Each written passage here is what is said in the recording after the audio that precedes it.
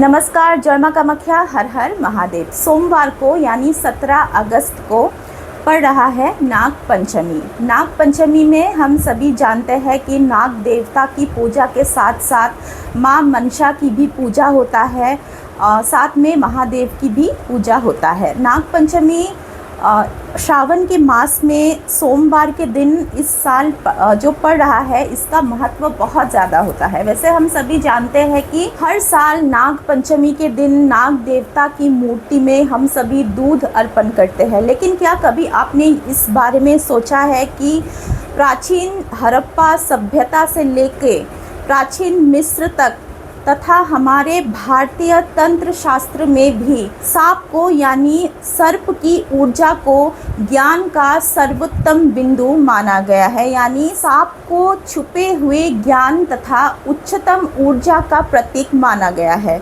लेकिन क्यों?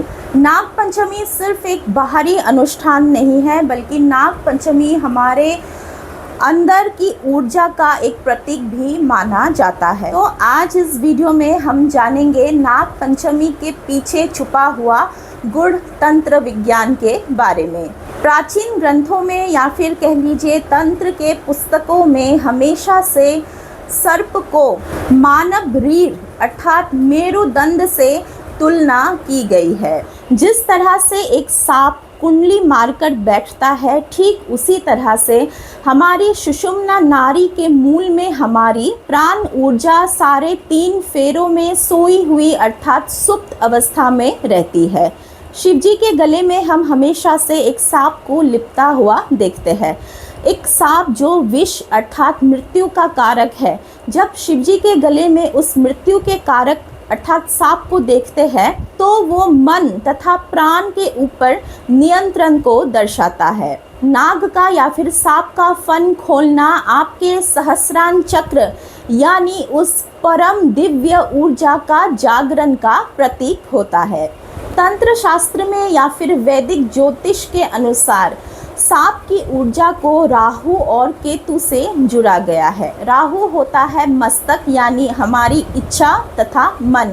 केतु होता है सांप की पूंछ जो कि हमारे पिछले कर्म तथा पिछले जन्म को दर्शाता है। विभिन्न ज्योतिष तथा तंत्र शास्त्र के अनुसार केतु को मोक्ष से भी जुड़ा जाता है। जब यहाँ अर्थात हमारी रीढ़ की हड्डी के नीचे जो सांप की ऊर्जा है यानी हमारी जो कुंडलिनी ऊर्जा है, उसमें अगर डिसबैलेंस यानी गड़बड़ हो जाता है, तभी एक इंसान के जीवन में विभिन्न प्रकार की समस्या आता है, चाहे वो मानसिक हो या फिर शारीरिक हो। नाग पंचमी का दिन एक बहुत ही खास खगोलीय स्थिति का होता है, जिस दिन पृथ्वी बहुत ही सहज अवस्था में रहती है और इस दिन की गई ध्यान या फिर कोई भी तपस्या उपासना आपके जीवन में विभिन्न प्रकार के जो समस्या है उसका तो निवारण कर ही सकती है। साथ में जो भी मानसिक स्थिति है, अगर वो खराब है, आपके मन में बेवजह कोई डर है, तो वो डर हमेशा ख़त्म हो सकता है। इसीलिए नाग पंचमी का जो एक बहुत ही ये खास दिन है, जिस समय पृथ्वी बहुत ही सहज रूप में रहती है और ये एक बहुत ही खास खगोलीय स्थिति है, तो इसीलिए इस दिन सिर्फ बाहरी पूजा में ही सीमित मत रहिए। अपने लिए खास तौर से 15 से 20 मिनट पूरे दिन भर में ज़रूर निकालिए नाग पंचमी के दिन और रीढ़ ऊर्जा साधना का पालन कीजिए।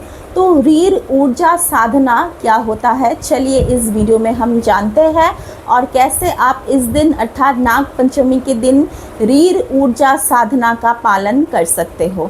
हालांकि जो लोग गुरु दीक्षा लिए हुए हैं, गुरु उनको बताएंगे कैसे क्या करना है। जिन लोगों ने गुरु दीक्षा नहीं ली है, वे शिवजी को गुरु मान के भी इस साधना को कर सकते हैं।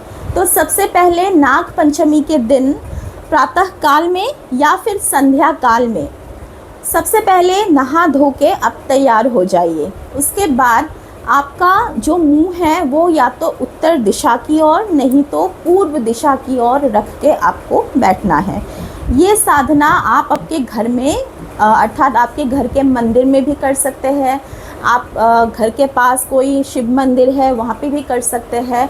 और जिनको अर्थात जिन बहनों को, माँ बहनों को इस समय में पीरियड्स आता है, वे लोग मानसिक रूप से भी इस साधना को कर सकते हैं। तो आपने पूर्व दिशा की ओर या फिर उत्तर दिशा की ओर मुख करके बैठ लिया आसन लगा के।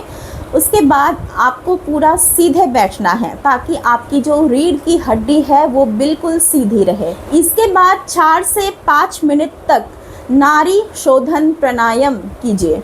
इससे क्या होगा, जो आपकी ईरा और पिंगला नाड़ी है उसकी जो ऊर्जा है वो संतुलित रहेगा। फिर आप बैठ के आराम से अपनी दोनों आंखों को बंद कर लीजिए और सांस के साथ अपने ध्यान को अपनी अपनी रीढ़ की हड्डी के उस निचले हिस्से तक ले जाइए, अर्थात अपने मूलाधार चक्र को। उसके बाद ध्यान के माध्यम से ही मूलाधार चक्र से ही अपने ध्यान को सांस के गति के साथ ऊपर तक ले जाना है, अर्थात सहस्रांग चक्र तक। और इसी गति से शुद्ध उच्चारण के साथ या तो नागेश्वराय नमः नहीं तो नमः शिवाय का कम से कम 108 बार जप कीजिए और अपनी अपनी रीढ़ की हड्डी में महसूस कीजिएगा कि एक प्रकाशमान सफ़ेद आभा चमक रही है और वो चमकीला आभा आपके रीढ़ की हड्डी के माध्यम से, ध्यान के माध्यम से मूलाधार चक्र से होके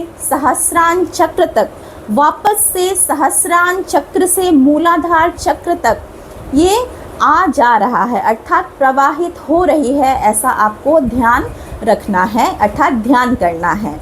माँ मंशा की भी बीज मंत्र इसमें जप कर सकते हैं अगर आप गुरु से दीक्षित हो। माँ मंशा का जो बीज मंत्र है वो है मंग या फिर मम। लेकिन बीज मंत्र बिना गुरु दीक्षा के जप इसीलिए नहीं करना चाहिए क्योंकि बीज मंत्र तो आपको पता हो गया, लेकिन बीज मंत्र का ऋषि होते हैं, चंड होते हैं, देवता होते हैं, विभिन्न नियम होते हैं, ऊपर से वो कीलित भी होते हैं। तो एक गुरु के मुख से ही ये जो प्रक्रिया है एक साधक को प्राप्त होता है। और जो प्रक्रिया है बिना जाने कोई भी बीज मंत्र इसीलिए जप नहीं करते हैं क्योंकि उसका कोई भी फल हमें प्राप्त नहीं होता है। तो इससे अच्छा आप सावन का सोमवार भी है, ऊपर से नाग पंचमी, तो नमः शिवाय का जप ज़रूर रूप से कीजिएगा। शिव जी आपके गुरु होंगे और गुरु नहीं है तो शिव जी से आप प्रार्थना कीजिए कि इस जन्म में जल्द से जल्द आपको शरीरधारी गुरु मिल जाए।